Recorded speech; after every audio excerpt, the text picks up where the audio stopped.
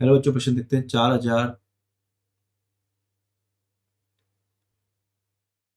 Hello बच्चों, प्रश्न देखते हैं। 4000, 3000 या 2000 केल्विन के तापों पर कृष्णिका विकिरण के स्पेक्ट्रमी वितरण वक्र खींचिए। तो बच्चों, जो मुख्य अवधारणा जो है प्रश्न की, मुख्य अवधारणा क्या है? कृष्णिका के लिए कृष्णिका के लिए ताप तथा विकिरण के मध्य विकिरण तीव्रता के मध्य ग्राफ। यहाँ पर वीन का नियम का हम उपयोग करते हैं। वीन विस्थापन का नियम।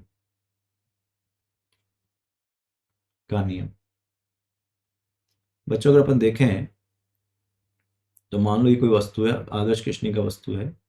प्रत्येक ताप पर क्या कर रही है? ऊष्मा उत्सर्जित कर रही है।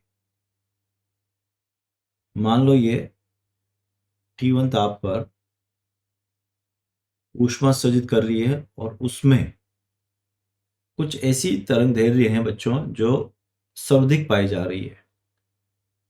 कुछ ऐसी तरंग दैर्ध्य है जो हमको सर्वाधिक पाई जा रही है।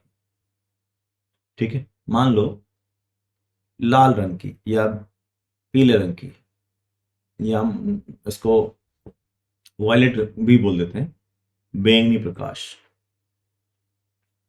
बैंगनी प्रकाश टी ताप पर सर्वाधिक। ठीक है, अब अपन इसका ताप बढ़ा दिया, T2 ताप कर दिया, तो अपन ने ये पाया ताप बढ़ाने पर,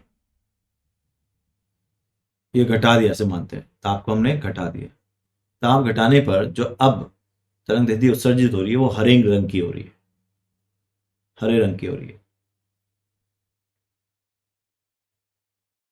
उत्सर्जित अधिकतम विकिरण हरे रंग का विकिरण हरे रंग का प्राप्त होता है। मान के चल रहे हैं हरे रंग का प्राप्त होता, और ऐसा ही है। मतलब प्रैक्टिकली अगर हम देखें तो भी यही होता है। अतः ताप बढ़ाने पर यहाँ T2 क्या हो गया? छोटा हो गया किससे? T1। ताप बढ़ाने पर अधिकतम अधिकतम ऊर्जा या अधिकतम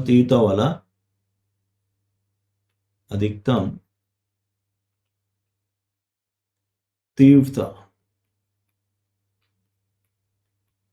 वाला वाला विकिरण की तरंग दैर्ध्य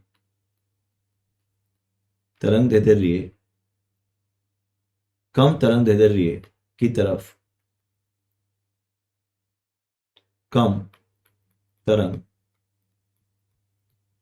दैर्ध्य की तरफ विस्थापित होती है। इससे हम वीन के विस्थापन का नियम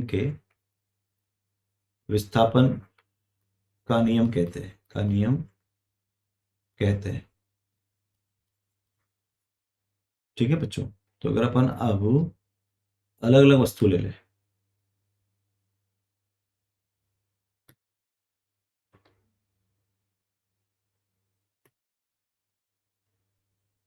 ये मैंने 3 अलग अलग, और यहां पर ये तीव्रता का ग्राफ है।